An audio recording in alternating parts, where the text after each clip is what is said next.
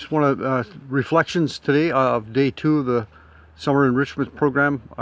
Just want to thank Randy this morning and Ralph for their talks.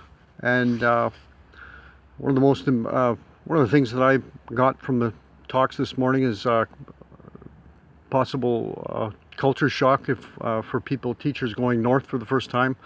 And Randy mentioned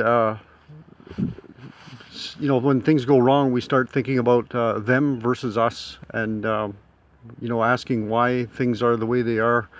And I just wanted to mention that I don't think it's all that. It's a part of our European individualism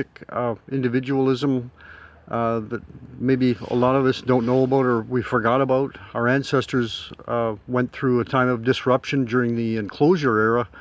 Especially in England, where my mother was born, in Maltby, Yorkshire. There were tourist sites like Sherwood Forest and Nottingham and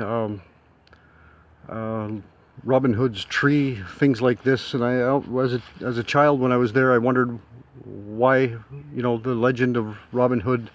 It came from that period of enclosure era where the peasants were dislocated from the land. We were probably a collectivist culture before that, and well, then there were human rights laws centuries later, after World War II, and the United Nations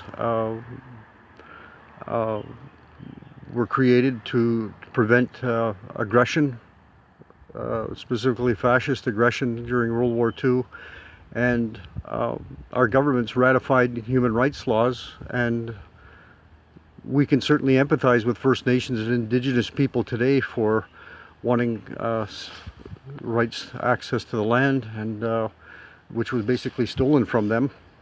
And so I'm just saying, I understand and can empathize with a new culture and an old culture like Indigenous people that we're going to be amongst when we go north, and we need to recognize that in certain ways, our ancestors' rights weren't reconciled with, and so in that way, we can certainly support First Nations in their struggle for sovereignty and self-governance. Thanks.